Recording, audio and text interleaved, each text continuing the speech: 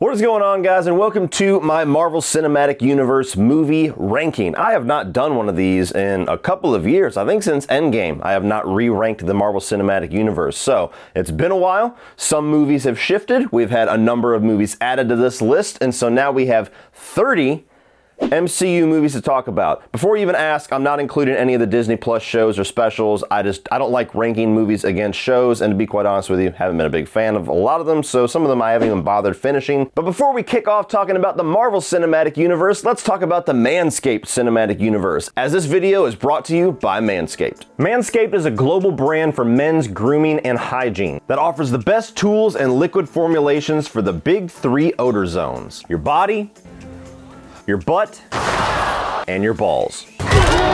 Manscaped hooked me up with their Perfect Package 4.0, which is filled with some of their latest awesome products. Not the least of which is the Lawnmower 4.0. This is the 4th generation of their waterproof trimmer that has skin-safe technology, which makes it much more difficult to get those nasty nicks and cuts while you're down there doing your business. Every single one of us guys that is watching this, we have all had that moment where we're down there and we get a little bit too confident, get a little bit too much into a groove, and then it's cordless and 100% waterproof so that you can use it in the shower and it makes cleanup an absolute breeze. It also has a smart charging system that uses LED lights to tell you how much juice you have left, of which you'll have 90 minutes on a full charge. And if you need to take it on the go, you can tap 3 times for travel lock. Also included is the Crop Preserver, which is a ball deodorant best used fresh out of the shower for all-day BO protection, and the Crop Reviver, which is a nice cooling aloe vera sensation whenever you need a little refresh. And if you're really feeling ballsy, they also include the Magic Mat, which not only aids in cleanup, but also gives you some fancy hairstyle recommendations. So look in the video description below and go to manscaped.com today to save 20% off plus free international shipping and 2 free gifts when you use my promo code LEACH20 at checkout. So check out Manscaped today, the perfect tools for your family jewels. And with that being said, let's talk about the Marvel Cinematic Universe.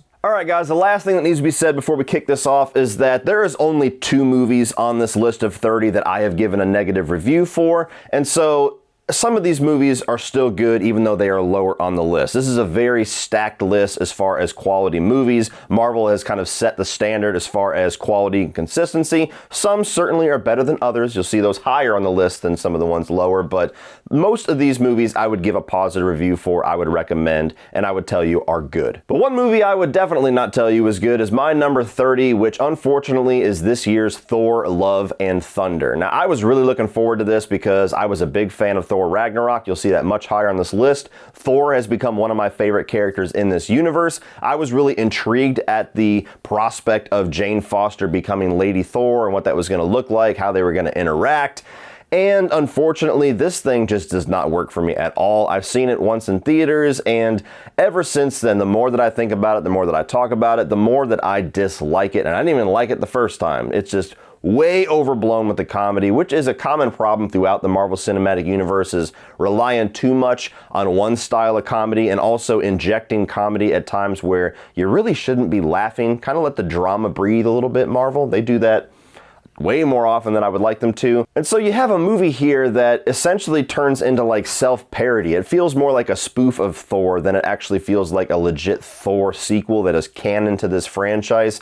And so you can have fun with it if you're on board for that. I was not. And unfortunately, the way that they decide to introduce and kind of develop the new female Thor, Lady Thor, Jane Foster, is the laziest and most aggravating way possible. And that's by just making the male version of Thor look like a fucking idiot. You have Thor that's essentially downgraded to being half stoner character and half dumb jock. And that, while there's been moments of humor like that throughout the franchise, that has never been his entire existence of a character. That has never been his whole characterization. So it just felt like a bit of a betrayal to that character. It felt a bit insulting to fans of that character. And it's just the laziest possible way to flesh out the new version of Thor. You could have had both of them be really strong, interesting, smart characters and have just different mindsets or different goals or different morals or something to put them at odds without making one, the one that we've been following for well over a decade now, the one that this franchise is known for, be this shitty character to make the new one look good for one movie. And so this movie doesn't work for me at all. It's one that I would recommend to very few people, and thus it is my least favorite thus far in the Marvel Cinematic Universe. Number 29 is going to be Eternals. Now, Eternals is a lot of ambition. This is a movie that looks gorgeous. It's arguably the best looking film in this universe, but the characters and the story and the structure of that story just didn't work for me whatsoever. I'm not familiar with these Eternals characters. I don't know if they came first in the comics. I doubt it, but to me, they just felt like kind of a cheap knockoff of the Justice League. I mean, you got one character that's almost exactly like Superman. You got one character that's almost exactly like the Flash. You got Angelina Jolie that looks exactly like Wonder Woman. And so it just felt odd to me. There's even Justice League jokes in the movie. And so this new group of characters that I have no idea who they are, and Marvel's usually really good at introducing you to these new characters that most people are not familiar with. This was the least effective version of that for me, to where none of them really appealed to me all that much. None of them were really all that interesting, and I wasn't that engaged in anything that was going on. The way that they decided to structure the story certainly aided in that, because there's kind of a different timeline that's going on where you see some events later on in the movie before you get to know the characters, and so deaths of certain characters don't really have a whole lot of weight because you haven't really got to know them or haven't gotten a history with them. The whole threat going on seems like it should be a monumental threat for the Marvel Cinematic Universe, and they have yet to mention it since, so maybe we'll get into it in phase 5 or 6, but it seems a little bit inconsequential since this movie came out.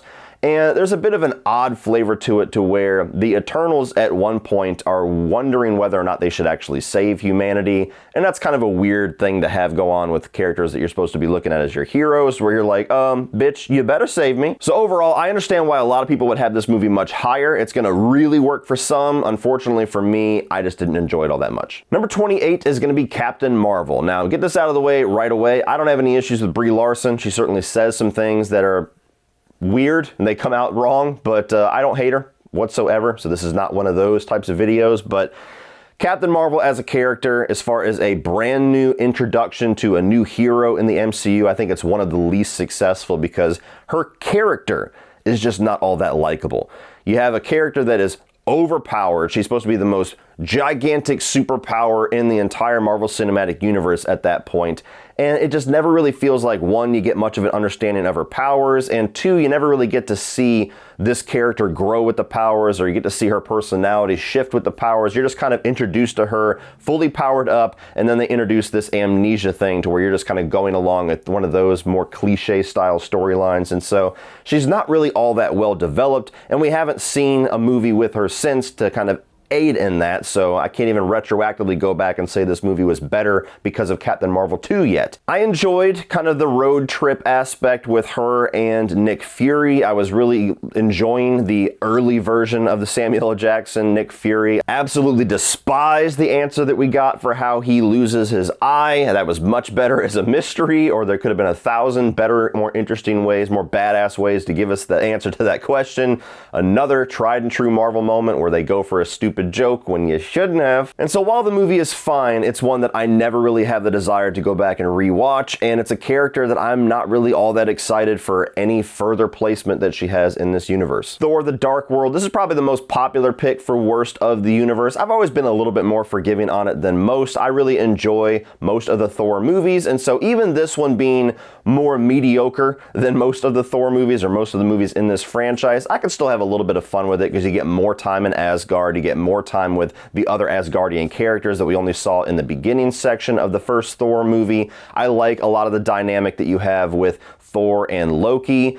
Beyond all of that, Jane Foster and Thor never been a very strong relationship or couple in this universe. You have a lot of fake deaths. You have deaths in here that don't seem to have a whole lot of weight because of the Marvel humor kind of template that they go for. And the villain in this film, Malekith, is arguably the most bland villain in this entire universe, because he's just a dark elf, and he does dark elf shit because that's what dark elves do. Number 26 is going to be Iron Man 2, another one that is often at the bottom of the list that I've always been a bit more forgiving on. Now, there is the big glaring issue with this film, is that they were trying to rush it into production and force feed Avengers teases instead of just doing a legit Iron Man sequel. And luckily, this universe learned their lesson very quickly with that, because it could have really went off the rails if they kept doing this type of storytelling. Beyond all of that, I think that there's a lot of really entertaining Iron Man stuff here. Robert Downey Jr. is just as good in this one as he is in every other movie he's been in this franchise. You have the introduction of War Machine here with a new version of Rhodey that I think actually works fairly well. And you have a villain that, at least the first half of the movie, is a really effective villain in Whiplash, and a really good performance by Mickey Rourke. And in the last half of the movie, it kind of goes off the rails because it just turns into Iron Man versus a bunch of robots again. And the movie never really picks back up again with how good or how creepy of a villain Whiplash was when he was just a man with those whip suits. And so even though he pairs with the always, or usually always awesome, Sam Rockwell, it just turns out to being a pretty weak villain mashup for the second film. And so you got a pretty decent, entertaining Iron Man movie with a whole bunch of Avengers commercials, and so you get a pretty mixed result when you put them together. Number 25 is Guardians of the Galaxy Volume 2, and I absolutely love the first Guardians of the Galaxy, and I am really looking forward to seeing how they wrap this up in Volume 3. What is that, next year? 2 years from now?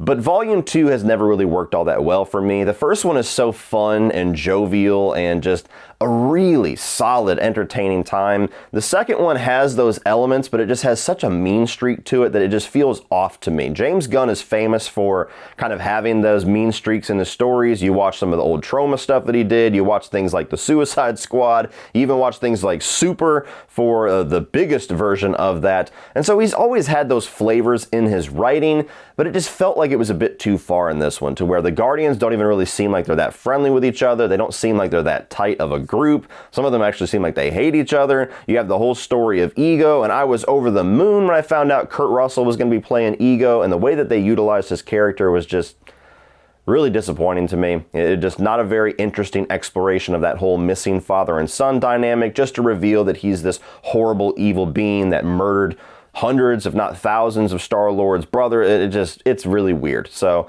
while some people I can understand liking more of the darker angle, liking more of the mean streak this movie has, it's always been a giant turnoff for me. And so when I rewatch it, it just makes me want to go back and kind of enjoy the tone of the first film. Number 24 is Black Widow. Now this movie just kind of, it took too long to get here. It felt very odd that they decided to finally give us a standalone story with this fan favorite character after she was killed off. And I don't think that they necessarily pulled it off the best. It's a solid, entertaining little spy movie. Like, I liked it when I first saw it. It's fine. I just haven't really had much desire to go back to it. And there's not really anything that stand out about it that's going to make me pull this off the shelf more than other movies in the Marvel Cinematic Universe. You got Scarlett Johansson, who's always great in this role. You have the introduction of Yelena and Florence Pugh, and she is awesome, and as kind of a pseudo replacement for her sister going on in this universe, in this franchise, I think she's a great pick, and their dynamic, their back and forth, is the strongest part of the movie. Even the family characters that we get with Rachel Weisz and David Harbour, they were a lot of fun, and there's some pretty solid spy action, spy espionage stuff throughout the first two acts. The villain of the movie, Taskmaster, is an absolute dud, very disappointing, nothing stand out about that character, and the third act just gets way too overblown. Way too overblown for the type of movie that this was setting itself up to be. Not very good CGI. I mean, it's been made fun of ever since. These sequences where, you know, Yelena just dives backwards into this explosion. So it's fine. It's fine. Should have been a lot better and should have came out sooner. Number 23 is Doctor Strange. Arguably, this movie is the most visually dazzling of any of the films on this list. It was certainly tapping into that Inception flavor when it came out, and the trailers had it all on full front. You were like, oh my god, what the hell is this mind-bending thing gonna be? I like the character of Doctor Strange much more now in retrospect because of his placement in the Avengers movies and in No Way Home and the sequel, which we'll be talking about later.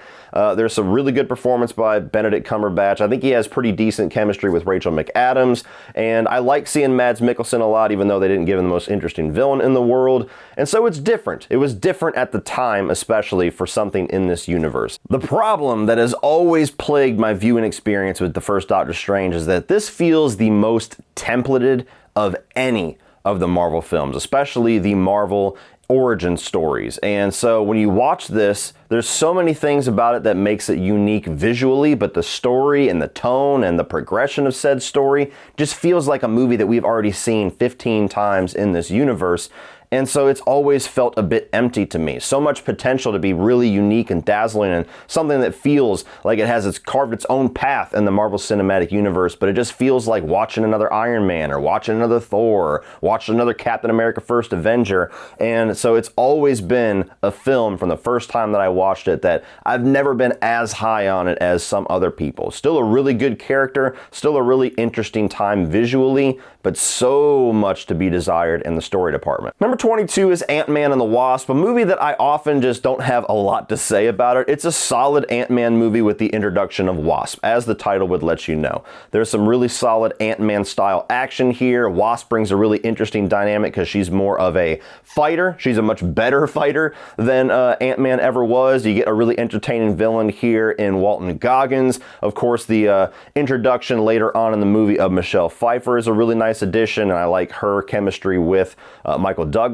And so for an Ant-Man sequel, it's solid. It's one of those mid-level, small-scale, no pun intended, MCU films that if you throw it on, you're going to have a really good time with it. But it's just never really stood out that much amongst the other 29 films on this list. Number 21 is Avengers Age of Ultron. To me, easily the weakest of the Avengers film, while still being very solid and very entertaining. You have Ultron as the villain in here with the voice of James Spader. Really interesting change of pace from the villain of the first film, Loki, and very different from the villain that we get in the next two Avengers films. So it has a really unique flavor to it. You have the introduction of Scarlet Witch and, for a brief amount of time, Quicksilver. And I think a lot of the group dynamic in this film is a lot of fun, even to tiny little jokes like Captain America saying, "Hey, language, guys," or the best part of the movie in my mind, the Hulkbuster fight between Iron Man and the Hulk. There's some things in here that I've never really understood or liked all that much, like the whole Hulk Scarlet Witch romance thing, and then eventually it just goes nowhere in this franchise anyway. So that's always felt like this weird plot thread that they tried and just never really went anywhere with it.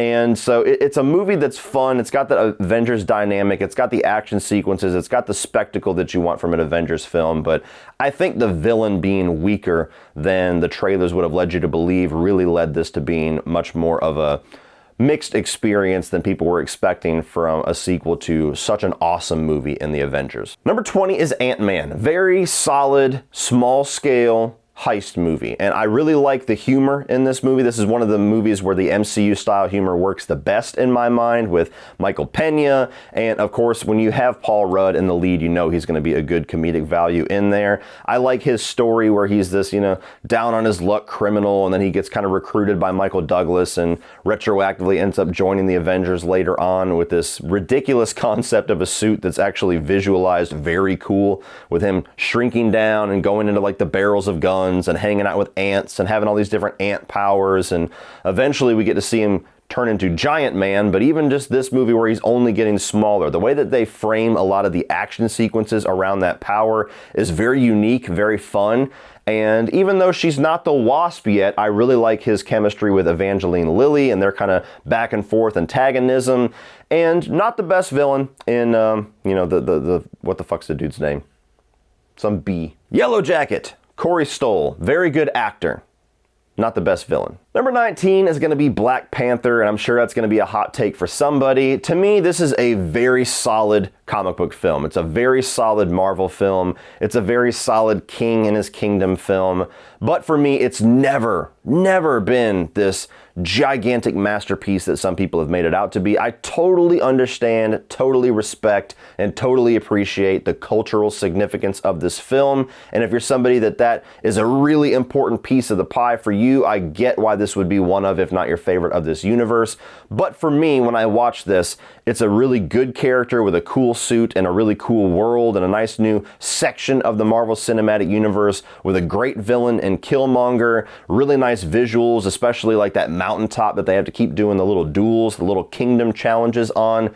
But Story-wise, it's very cliched with things like The Lion King or even The Northman that we saw earlier this year. It's a cliche storyline of a king and his kingdom and somebody that has challenged that and he's got to work his way back up. We've seen it a dozen different times outside of the Marvel Cinematic Universe. And aside from that, the action, not that great in this movie. The CGI, I would say downright shitty in the third act especially. And so there's a lot of elements to this film that are let down for me to where if it would have been on par with the visuals and on par with the performances and on par with the cultural significance, I would have this significantly higher on the list. But it's just never been that movie for me. I like it. It's solid. I rewatched it just last night to make sure that time maybe hasn't shifted it for me. And it's just a good movie.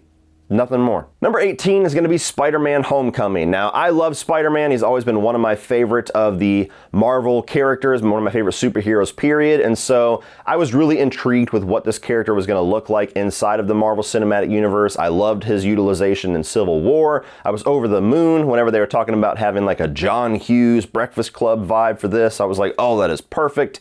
And Spider-Man Homecoming, while being a movie that I have liked more over time, has never really been the knockout punch that I was hoping it was going to be. I love Michael Keaton as the Vulture, one of the best villains in this universe. I love Tom Holland as Spider-Man. I think that he's perfectly cast and he's awesome and the dude's got a gigantic career ahead of him. I enjoy a lot of the surrounding cast, namely Ned, and of course what we later find out is MJ in Zendaya's character, and even the new Aunt May. While it took a few movies to really give her a significant role, I do love Marissa Tomei to death, and I like what she brings to this new version of Aunt May. So there's a lot of pieces to this that I really enjoy. And like I said, over time, especially now having somewhat of a complete trilogy, retroactively, I like this movie more than I did when I first saw it. But it's always been a bit frustrating for me because it feels more like an Iron Man Jr., Iron Man sidekick movie than it does a Spider-Man film. All of the technology in his suit, all of the interaction with Tony Stark, regardless how awesome their chemistry is and how much I love Robert Downey Jr., even the way that the story is framed around him kind of, you know, learning to be Spider-Man without the suit. It's a story in Spider-Man that I'm not really that big of a fan of because I think Spider-Man is significant and he's special all on his own. He doesn't need all that extra shit. I mean, he's got some of the most badass powers in the entire superhero universe. And so it's even to this point with 3 films, I really haven't felt like we've gotten a traditional Spider-Man movie in the MCU, and that's really what I want. So that's the biggest hang up that I have about it, while still really enjoying it. Number 17 is going to be Spider-Man Far From Home, and while it seems to be an unpopular opinion, I do like this sequel just a little bit more than Homecoming because I really love the character of Mysterio. I really love the fight scenes. I love the whole mind-bending sequence where you got like the zombie Tony Stark and all of the different Mysterios attacking him. I just think that the visualizations of the fights and the second and third act in this film is so awesome and so much fun that I'm willing to look past a little bit of the stupidity of the plot where Tony Stark left these little nuclear weapon glasses to a high schooler, and the first thing that he does is almost blow up an entire school bus of his friends and peers. There's aspects of that story that's silly, and there's also a bit of redundancy to Mysterio being revealed as yet another Stark Enterprises employee that is disgruntled and wants to take out Tony Stark through some massive villainous plan.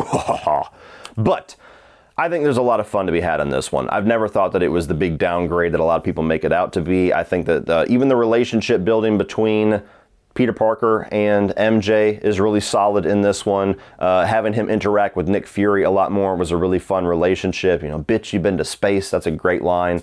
And so this has always been a really fun Spider-Man movie to me with some obvious flaws. Number 16 is Black Panther Wakanda Forever, and I do think this is a little bit better movie than the first Black Panther. It does feel like it's missing Chadwick Boseman. There's no way to get around that. They were dealt the absolute worst situation possible for a Black Panther sequel, and with that in mind, I think they did a tremendous commendable job with a movie that they were able to put together with that tragedy. So you have the lead character, the star of your franchise that dies tragically, before production starts. Then you have a pandemic. I mean, everything in the kitchen sink was thrown at Ryan Coogler and his crew to make them fail. And I think a movie that they were able to put together is damn good with or without those circumstances. I think it works so well that it almost feels like it could have been part of the plan to kill off the T'Challa character. Obviously it wasn't, but that's how well it works for me. The way that they really explore grief and loss and tragedy amongst these different side characters that are promoted to basically co-leads was really effective. Some of the best acting you're going to see in the Marvel Cinematic Universe, especially Angela Bassett. I like the way that they have kind of fleshed out the character of Shuri more in this movie, and when they eventually decide to bring the Black Panther character back and how they decide to continue on that character and set it up for the future, I think was really effective. And especially the villain, I think, is a really interesting villain that I hope is explored more in this universe, because that's kind of the biggest flaw with him, is I don't feel like we get to know enough about him and his world. Beyond that, the movie's way too long. The movie feels like it really drags in the middle hour or so. You know, a really tight, effective opening act that's got some urgency, it's got some stakes, and then you have a lot of exploration of all these side characters, and this character goes off here, and this character goes off here, and we're going to talk about our villains, and we're going to go into the villains' world. All things that are important, but it just slogs the pace down for about an hour before the third act picks it back up again. And so that's really the biggest issue with the movie to me, is that it's at least 20 minutes too long. Number 15 is going to be the original Thor. Always been a movie that I have enjoyed seemingly more than most people, especially in just the list comparing the rest of this universe. I love Chris Hemsworth as Thor. I love the other characters that we get, where Anthony Hopkins is Odin, and we get our introduction, at least my introduction, to Tom Hiddleston and Loki. Still one of the best villains. Some people would say the best villain in this entire franchise. And I just love the kind of Shakespearean vibe that we get in this movie that Kenneth Branagh brought. I mean, you got the whole thing about the father and the son and the other son and the kingdom, and you got the cocky Thor, and you got the more timid Loki, and Odin just played powerfully by Anthony Hopkins. I love that line whenever he shows up when they're battling the frost giants. It's like, "Father, we'll destroy them together." Silence! I really enjoy the world of Asgard and the way that they bring you into this, and I did not expect to. Before this movie came out, I was like, I'm gonna fucking hate this. This is not for me whatsoever, and I still really enjoy it. The fish out of the water side of the story, certainly much weaker than the Asgardian stuff. That's part of the reason why I'm a bit more forgiving on the Thor: The Dark World. Him and Jane Foster, never been the best chemistry in the world. The side characters that we get in Earth, been among the weakest side characters for any of these movies all throughout this entire franchise. So it's definitely got some weak points that I could see turning off people more than it turns off me. But I just really like the storyline and the kind of moral growth that we get with the character of Thor in this first movie. Number 14 is going to be Shang-Chi and the Legend of the Ten Rings, a movie that I had zero expectations for walking in. I didn't know anything about this character. I was kind of burnt out on Marvel stuff at this point. I'm still burnt out, if I'm being honest. And I walked in and I had a really good time with this movie. I loved the martial arts. I think that the fight scenes were really well choreographed, really well shot. I really liked the character of Shang-Chi. I liked the world that it opened us up to, and kind of the exploration of Asian culture brought into the Marvel Cinematic Universe, the same way that you get like Norse mythology in the Thor movies. You get that into here in a different style. One of the better villains in this universe, and certainly a course correction for a lot of people with what they did to the Mandarin in Iron Man 3. Which we have not talked about yet. And I really just enjoyed this for a movie that I walked in kind of blind to. I was like, fuck, that was a really good time. I want another one now. And so the only thing that I could hold against this movie was that it feels a little bit like it's obligated to reference the Marvel Cinematic Universe a few too many times. You get characters from other MCU movies that are thrown in here for a quick little cameo, and you get these little lines that's tied into the rest of the MCU, and it never really felt like it needed to do that. And so it almost felt like commercial breaks. Like, remember guys, we're with those other movies. And we're like, bitch, we know at this point, you ain't gotta tell us. Number 13, the redheaded stepchild of the MCU, the Incredible Hulk. I have always enjoyed this movie and always felt like it was overly hated on. Yes, it feels a bit distant from this universe because it was made by Universal and the MCU was still figuring out what the hell it was at that point. This was only the second movie to be released in all of these 30 films. So Iron Man was the only success they had at that point. The Incredible Hulk, not as big of a success, but something very different. And for me, as somebody that has been very mixed on the way that they have used the Hulk since this film, this is the one where when I think of a Hulk movie, this is the one that comes to my mind. This is the one that I want to watch. I think that Edward Norton is great in the role. I love what Mark Ruffalo brings, but I honestly do prefer Edward Norton in the role. I love the actual version of the Hulk that we get here, the design, the way that he looks almost like a monster. He's kept in the shadows and everything. That's how the Hulk should be in my mind. He should be somebody that's always feared and, no pun intended, kind of marveled at, and everybody should be intimidated by the Hulk to a certain degree. You should have a heroic side to him. There should be a bit of a moral complication there about, this is a monster that's just, it's uncontrollable, but he's not evil. There should be that aspect, but he should always be feared. And I feel like after the first Avengers movie, they just get rid of that completely almost, especially once you get into like the smart Hulk.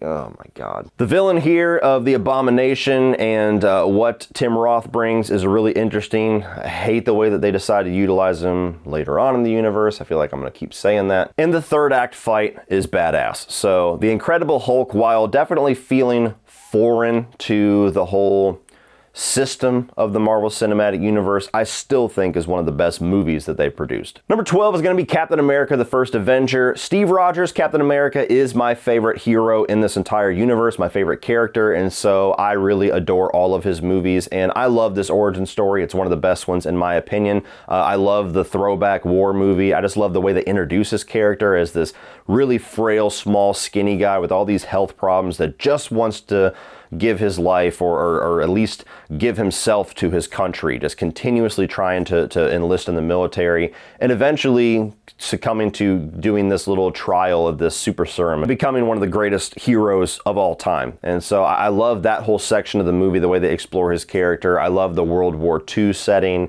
Even though they montage through a lot of it, I think it's still really effective, kind of giving us an alternate version of history with Captain America at the front of it. Red Skull's an interesting villain, but I never felt that he was all that well executed. I mean, that's something that I could say for most of the Marvel Cinematic Universe. They always focus on their heroes, and more times than not, the villain's kind of an afterthought. Red Skull is not the type of villain that should be an afterthought, but what Hugo Weaving brings is also really interesting. You have the other characters like Bucky Barnes that becomes very integral to this universe later on, is a really effective little sidekick here. And I think that his relationship, his love for Peggy Carter is arguably the best relationship dynamic, love dynamic in the entire Marvel Cinematic Universe, and is better than a lot of movies that we've seen outside of the Marvel Cinematic Universe, to the point where when you get to Avengers Endgame and that final scene, it's so satisfying because it's been built up so well throughout all these movies. So there's not a whole lot of flaws I can give you with this one. I genuinely think this is an awesome movie. Number 11 is Doctor Strange in the Multiverse of Madness. Now, you bring Sam Raimi into the world and suddenly you have a Doctor Strange movie that appeals so much more to me. I mean, this is legitimately a horror film in the MCU, so it makes sense why I would have it this high. Aside from a bit of templated storytelling in the first act of this film that I think anybody could have given us, when it turns into a Sam Raimi film, I adore Multiverse of Madness. I wasn't sure what Sam Raimi we were going to be getting. Is it going to be more the campy Spider-Man stuff? Is it going to be Evil Dead Sam Raimi? And it's Evil Dead Sam Raimi. And that was just the biggest surprise for me. As soon as you get the Scarlet Witch and that whole mirror sequence, and she's like this total demonic presence throughout the movie and got hands coming out and grabbing and haunting. So I thought that was killer. Eventually, when you get the undead version of Doctor Strange that he has to reanimate with the demon wings. I mean, this shit was just like a metal album, like a metal album cover in the Marvel Cinematic Universe. And so I loved that. I loved the way that they utilized Scarlet Witch and made her a villain in this. I mean, the writing was on the wall after WandaVision, so I didn't even really think it was much of a twist at all whenever it happened. But I loved the way that they continued on with that, just a mother trying to get her kids back and what a mother will do whenever you back her into a corner. And so I really dug this movie, and it made me really excited for what Sam Raimi might do in this universe again. If he comes back for Doctor Strange 3 or whatever, I just thought it was such a welcome return to that guy coming back to comic book films, and a sequel that I enjoyed much more than the first film. Number 10 is going to be Avengers Infinity War. This was the movie that had everything to prove, much like the first Avengers film did, to where that one just had to bring some characters together and see if a team-up concept would work. This one had to unite the entire universe against one threat, and this is essentially Thanos' movie. He is kind of the main character here. You're watching him enter the scene for the first time as an actual character, not just a tease or somebody in the background, and he's going through and getting all these Infinity Stones. Meanwhile, you got all of the characters that we've seen thus far in this universe teaming up trying to stop him. You get death in here that, at least at the time, seemed significant, but that's the biggest flaw with the movie and why it's never been as impactful for me, despite how great it is and despite all the great things that it does, is that the biggest thing that this movie hinges on is you really feeling the loss and feeling the tragedy with these characters that get killed off. The biggest problem is that I never really felt the death. I never really felt the loss. Even the whole dusting sequence in the end. Yes, it was a crazy way to end the movie, and it was certainly very emotional with the way that, like, especially Tom Holland pulled it off with his performance. I never really felt a loss because I knew all these characters are going to get brought back in Endgame. And that's the point. It's not like I was unique or smarter than anybody for thinking that in any way, but just it never really had that emotional punch that I felt like a lot of other people in the theater had. Even my son, they were just like, oh, don't even talk to me. Oh my God, I got PTSD. So I'm not taking anything away from it. It's great. Top 10 of this universe. It's a really good, especially if you're watching this and Endgame. It's among the best in the franchise. Just the thing that the movie hinges on, for whatever reason, never impacted me the way that it's intended to. Number 9 is going to be Thor Ragnarok. Now, as much as this is much more of a fun time in the Thor universe than more of the Shakespearean stuff that I really liked in the first one, I think this had the almost perfect mix of that they completely fucked up in Love and Thunder. Taika Waititi, very interesting, quirky director. He got a really good sense of humor, and this to me felt like he was put on the leash in the best way, to where they're like, all right, do your style, but we're only gonna let you go so far. And for me, that made a really good Thor movie. I like the way that they expand his character and grow his character in this one. They grow his powers in this one. I love his interaction with the Hulk here. I think that Hela was a pretty good villain. And everything that takes place on Jeff Goldblum's little Coliseum planet, I think was really entertaining stuff. You get Valkyrie in here, another really good character, and the humor is good. The humor is actually really solid and makes me laugh in this for the most part. Where the movie falters for me is that it does feel like the humor is still a little bit too much. It's much better than it is in Thor Love and Thunder, but it's still a little bit too much because you get some gigantic, heavy, weighty things as far as the ramifications of the Thor universe and the ramifications of the Marvel universe that you don't really feel because they're not taking it all that serious. I mean, you get the Warriors 3, significant characters in this franchise that are all killed off, and they spend zero time on it, as if they were just extras. And you're like, what the fuck are you doing? Odin dies in this movie, and it doesn't really feel like that significant of a thing. I mean, Thor loses his eye, and Asgard gets destroyed. And you don't really feel the weight of that. I mean, you list off these things on paper before you watch the movie, and you're like, holy shit, this is gonna be a dark-ass Thor movie. And it's not at all. So a really solid, fun time, but one of those times where I just want to look at them and go, guys, pull back on the humor for the love of God. Number 8 is going to be Spider-Man No Way Home, a movie that admittedly I am putting high on this list and I enjoy much more as a Spider-Man movie than an MCU film, just because I'm a huge fan of Spider-Man and especially of the Tobey Maguire trilogy, the Sam Raimi trilogy. And so nothing but love for Andrew Garfield too, but I don't love his 2 movies.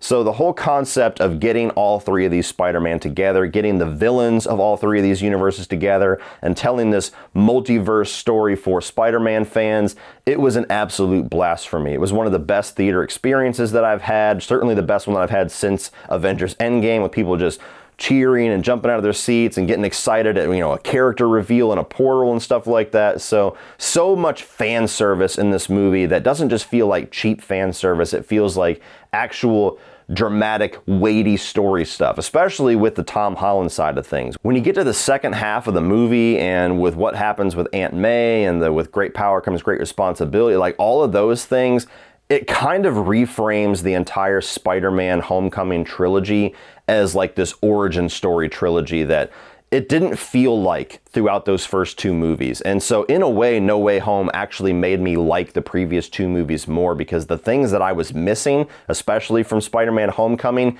feels like it was more a part of the plan than something that was just kind of forgotten about or they made the creative decision not to include. And so it just really made his Spider-Man story come full circle in a way that has nothing but excited me for the future of the Tom Holland Spider-Man. The way that they utilized Andrew Garfield and Tobey Maguire I thought was awesome. Really good, satisfying, emotional moments for both of those Spider-Man, and like tying up things that was left dangling in their movies. And I love the way that all of the villains are utilized, from Green Goblin, who kind of cemented himself as one of the best villains in Marvel period, which Willem Dafoe was always awesome in that role, but this movie just adds this whole other dynamic that makes it even better. Even Doc Ock, who I've always loved, he's always been my favorite. He's great here as well. And you get a much better Electro here. You get the Lizard back. I mean, just the way that they brought Spider-Man fandom together for this big-ass event, I thought was incredible, and I thought they did a damn good job executing it. The only thing that holds this movie back from being like top 5 for me is that the whole Doctor Strange setup is extremely goofy, silly, MCU humor styled stuff that once you get past that part of the film, the movie gets significantly better, but it just feels lazy and it feels very goofy in retrospect compared to the quality that we see in the rest of the film. Number 7 is the one that started it all, the original Iron Man. Arguably one of, if not the best origin story of all time, just because of what it created. And we had no idea what was in the future whenever we watched this film. It was a movie with an actor that for all intents and purposes had been kind of forgotten. He had been kind of ostracized from Hollywood for a bunch of really bad things in his personal life. And so this was the first starring role certainly that we had seen him in a very long time. Iron Man as a character previous to 2008 is something that was known well for comic book fans, but regular casual movie fans had no idea who the hell this character was. And the concept of a cinematic universe was not even a thing yet. And so it's a lot of things about Iron Man that in retrospect, you go back and you just admire it and respect it for even more years later. But even just as a solid standalone movie, it's a really good origin story with a great central character. Robert Downey Jr. is just on fire with his charisma and with his chemistry with the entire cast. It's a character that you can get behind because he's kind of scummy at first, but very quickly you get into his moral growth whenever he is taken hostage and he's put in captivity and comes back and wants to do good for the world. The Iron Man suit and the way that they utilize it visually is awesome. And while the villain certainly is, again, not one of the best, Marvel's kind of got a track record for that, I do think that Ironmonger and what Jeff Bridges brings to that is a really solid character, and it makes sense for his origin story. Having a character that very much is against his new character growth and where he wants to go as a person. And so not really much else you could say about this movie. We've all talked about it ad nauseum since 2008, but amongst 30 films, it's still one of the best on this list, mostly because of what it started. Number 6 is going to be Iron Man 3. I have always thought this was the best of the Iron Man films. I know that that's not the most popular opinion in the world, and I'm starting to hope that maybe with the existence of Shang-Chi that some people will be able to let go of some of that Mandarin vitriol that they have for this movie and start to like it for what it actually is. I love Shane Black as a writer, and I love him even more as a director, The Predator notwithstanding. And I think what he brought to Iron Man was an absolute blast. I think it's a really good character study of Iron Man and his trauma after the original Avengers film. I think that it expands on all his relationships that was in the first film, and then even in the second film, and does it the best here. Like his little buddy cop scenario with Rhodey was a lot of fun. I think that what they do with Ben Kingsley when he actually is supposed to be the Mandarin is really good stuff. And it's a bit... It was certainly too risky since a lot of people did not appreciate what they did, but it was a twist that I actually appreciated because I didn't have a whole lot of already preconceived love or a preconceived idea of what the Mandarin was. So when it turned out that the Mandarin was actually just Trevor Slattery, it's complicated. I got a really good laugh in the theater, and so I've always I've always enjoyed that twist more than I've been offended by it, and now that they have rectified it in Shang-Chi, I think that it makes it even better, in my opinion. Really good action, and I just like the fact that it kind of strips Iron Man away from Tony Stark. It's more of a Tony Stark movie. So I've always championed this. I've always defended it. It's always been one of my favorites. It's still one of my favorites. Coming in at number 5 is Captain America Civil War, which was kind of Avengers 3, to be honest with you. And this movie is just so fucking awesome for all the things that it does, because it's got the Avengers-sized scale. It's got the Avengers-sized cast, but it still remains a very Captain America-focused movie. And I think what it does so well is that it introduces this conflict among the Avengers that you can see both sides. There's no clear villain in this movie. There's still people to this day that debate whether Cap was right, whether Iron Man was right, whether they were both wrong or right. And so it puts you on this journey to where you're almost like watching mom and dad fight. You don't know who to side with. You don't really want anybody to fight because they both have good points that they bring to the table. And there's a lot of tragedy that comes with that, especially in the third act with some reveals in regards to Tony Stark's parents. Some awesome fight scenes. I love the way that the visuals are and the way that they shoot the whole fight scene with Cap and Bucky taking on Iron Man together. I think that's one of the coolest sequences in this entire universe. The airport sequence up to that point was like the most epic superhero shit we have ever seen in our lives, with all these characters coming to blows with each other, all at this airport fighting. You got Giant Man, you got Spider-Man, you got Empire Strikes Back references, and all this different stuff that was just so fun to watch. The introduction of Spider-Man, the introduction of Black Panther, both were awesome. And so it still remains a movie that I think is damn near perfect. And I loved Zemo as a villain. I think he was a really interesting change of pace. Just a regular guy that has been wronged by the Avengers. You understand his motivations, and he just manipulates things behind the scenes. Is he necessary to the plot?